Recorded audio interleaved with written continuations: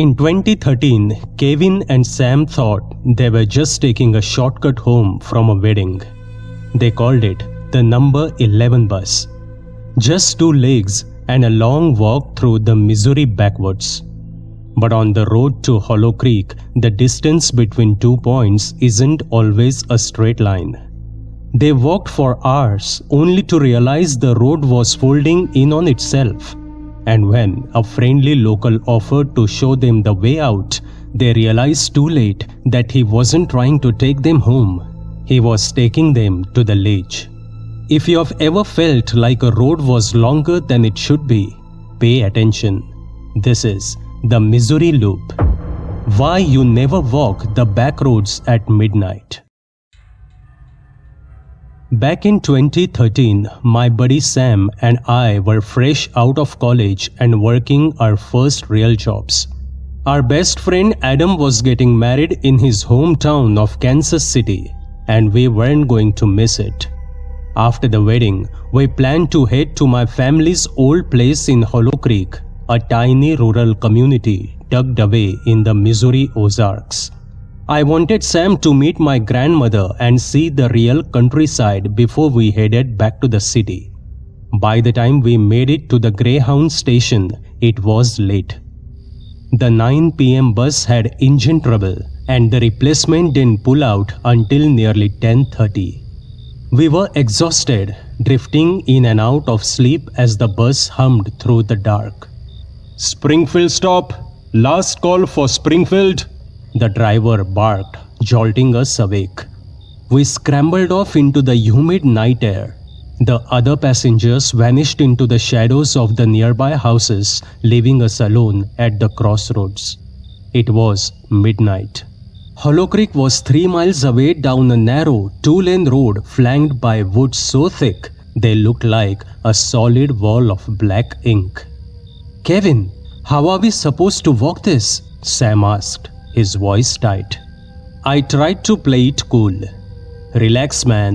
We'll just take the number 11 bus." Sam looked around. "There is no bus out here, dude." I laughed, patting my legs. "2 legs. That's the number 11. Let's move." We set off, the gravel crunching under our boots. Every few minutes, a branch would snap in the brush. We'd jump, crack a nervous joke about high school crushes or old teachers, and keep walking. But after an hour, the jokes stopped. Sam gripped my arm. "Wait, didn't we pass that boarded up bait shop already? The one with the rusted close sign?" "No, there are dozens of shops like that out here," I said, though my stomach did a slow roll. But 10 minutes later, there it was again. The same rusted sign, the same broken window.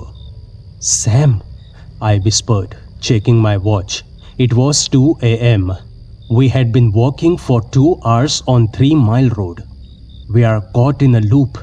My grandma used to talk about this, a phantom path. The woods are circling us. Suddenly, a voice cracked through the silence behind us.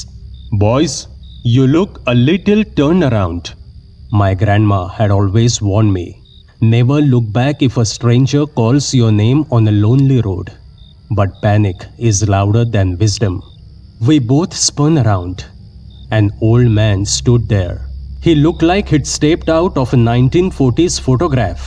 Flat cap, white beard, and heavy canvas suspenders. He was smiling, but his eyes stayed flat and dull. "We are lost, sir," Sam blurted out. "We keep ending up back at this shop." The old man chuckled, a dry, papery sound. "The woods play tricks on the young. Follow me. I know a shortcut to the creek." Against my better judgment, we followed. We walked for 30 minutes, but the terrain changed. This wasn't the way to the creek. The trees were getting gnarled, and the ground was turning to grey ash. I realized with a jolt of horror where we were. Hollow Hill.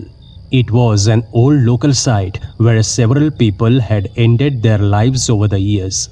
No local would go near it after dark. "Sam," I hissed, leaning in close. "He's leading us to the ledge." We have to run." I reached into my pocket and felt a small wooden cross, a protective charm given to me by Father Elias, our local priest back home. I didn't know if I believe in it, but I didn't have any other options. I pressed the cross into Sam's hand and stepped in front of him. The old man stopped. I turned around and the kindly neighbor mask fell away. His skin began to sag like melting wax, rotting off his jaw in the grey clumps. His mouth opened, stretching wider and wider until his face was mostly just a black, jagged hole. "You boys made a mistake," he snarled, his voice sounding like 1,000 dead leaves. "Now you are mine." He lunged. I threw the wooden cross at him with everything I had. The moment it hit his chest, a blinding white light flickered and he let out a shriek that sounded like a freight train derailment. "I won't let you leave," he screamed. We didn't wait. We bolted into the brush, branches tearing at our clothes. We ran until our lungs felt like they were filled with broken glass. Somehow, the loop broke. The trees opened up, and we stumbled right onto the manicured grass of St. Elias Chapel. We collapsed on the stone steps, gasping, and didn't move until the sun started to peek over the horizon. When Father Elias found us at dawn, he didn't ask questions. He just brought us inside and gave us water. After we told him the story, he looked toward the wood and sighed. "That road has claimed many travelers, son.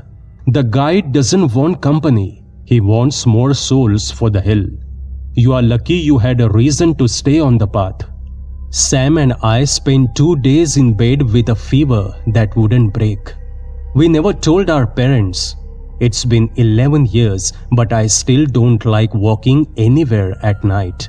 And I never ever take the number 11 bus. Kevin and Sam got lucky. They had a charm and a memory of the land to pull them out of the loop. But many people disappear in the Ozarks every year without a trace. People who might have just been taking a walk. What about you? Have you ever been driving or walking and realized you had passed the same landmark one too many times? Did you find your way out, or are you still looking for the turnoff? Let me know in the comments.